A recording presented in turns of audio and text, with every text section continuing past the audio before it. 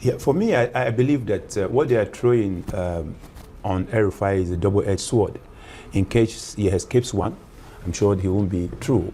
I don't know. The security agencies are doing their work, and let them do their work. But why sudden from 2019, when he was campaigning for Mr. President, the case didn't come up, and of course, when the election finished in 2023, the case didn't come up. So it is what I just want Mr. President to know is that some of us remember that we had sympathy for him when he was arraigned by the Code of Conduct Tribunal. A lot of us saw it as he's being witch hunt and our. Well, welcome back. Thanks a lot for the visit. This El-Rufai issue, it's really trending and a lot of people are talking about it. Generally now, the main thing is he campaigned for Tinubu 2023. He was governor and nothing was found in him. He was seen as a saint, a role model, somebody you can associate with. Now he's going against the presidency. He's now a criminal and everybody is talking about him as self-centered, arrogant, ignorant, and the rest. This is what the opposition is talking about. President Tinubu, they say, is a master strategist. Let them stop calling him a name that is meant for those that are good. He's not really a master strategist. We see it as wickedness and being brutal, unprincipled, being witch hunt. Because remember the time of Jonathan, he was spearheading campaign that Jonathan is corrupt, Jonathan is removing subsidy, Chibok girls have been arrested. I bet you now, in his regime now, you and I don't need to say much of what is happening. You have idea of what is happening. So we have to break down, we're going to break down the whole analysis and we listen to the analysis of some experts on what is really going on. It's going to be arraigned on the 25th of February. See, Malami case 2 is being expedited. Bello, Yarabe Bolo case is still in court and is going free, even be given positions to handle. Why is this? That is opposition case that they are really working on very fast so that they will convict them and put them behind bars before the election. So anyways, may God help us, Sha. Subscribe to our channel, Sha. Listen to the analysis. But in whatever circumstance, I believe that government he must be seen as being fair in its assessment and judgment. For instance, whether coincidentally or purely crafted, Abubakar Malami is in detention, is embattled. Here comes El-Rufai. We don't know who is next, and unfortunately, both of them are opposition elements. So I believe that, and there are people who are members of the ruling APC who have charges that the public knows, and their cases are in court moving at very slow speed. I'm not justifying the fact that anti-corruption agencies should not do their work. They should do their work, but let it be seen as a fair deal for everybody, because let every individual who's a Nigerian who will be accountable, but let it be all encompassing rather than being sectional. Those claims, okay, assuming tomorrow that El-Rufai comes out to make another claim that a very close ally of the president revealed to him that he tapped the core of the NSA, what will the DSS do?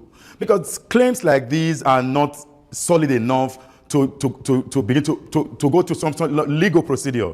I think what is happening is simple. Politics are the root of all. Because after God is government. If government wants you, they pull all charges in place and they do it. The same El-Rufai who stick his neck out ahead of the 2023 election, working against Muhammadu Buhari, then president, to promote the current president. And all of this architecture is simple. It's an axe to grind with the NSA. Once the axe is grinded and is okay, they are back to the table. So if El-Rufai tomorrow returns to the APC, will this matter not die? Perception is reality. Renewed DSS attention on the disappearance under his watch as Kaduna State Governor of Abubakar Idris Dadiata. Is this DSS move, in your assessment, a genuine attempt at justice, or is it, as some members of the opposition suspect, a convenient moment to revive a politically sensitive case? Yeah, for me, I believe that what they are throwing on El-Rufai is a double-edged sword. In case he escapes one, I'm sure he won't be true.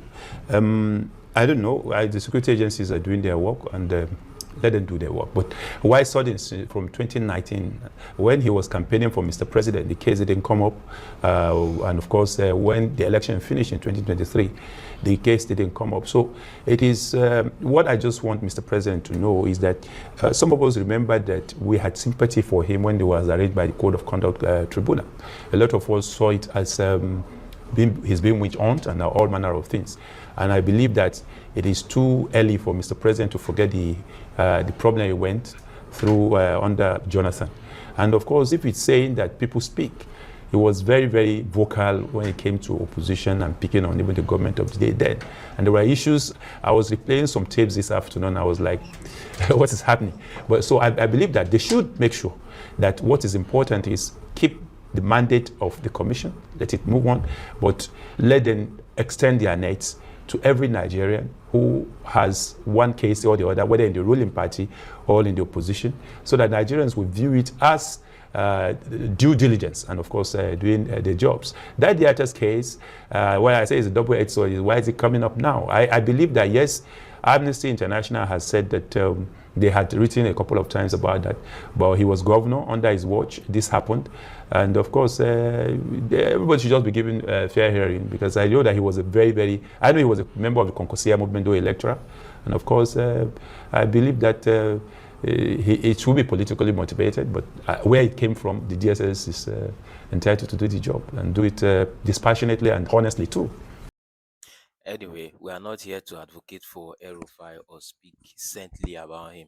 Though the trial is it can be looked as being witch hunt, Ted, but it's far from the truth too, because in his regime, though he did well, in fact, structurally, he selectively, he did well in some sectors, but to be frank with you, he looted money and he deleted a lot of people. And a lot of people missed, especially Christians. In southern Kaduna, people will be very happy. They'll be jubilating now that El-Rufai is in this deep shit, because he really, really messed up.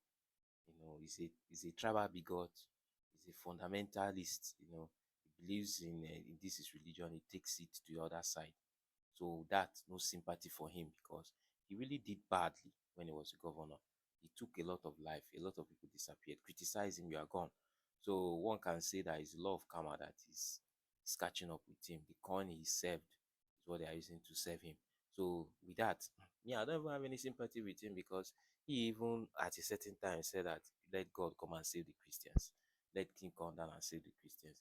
And this Muslim ticket, he was one that experimented it. It worked. And he wanted to, actually, I think what he was even expecting was for Tinubu to make him his VP, so that he will become Tinubu's VP. And when VP failed, he took power and still say Tinubu should make him Minister of Power and still. That one didn't work out. So he felt wounded and injured. So guys, that is it. That is it. Drop your opinion if you don't agree with me, in the comment section. See ya.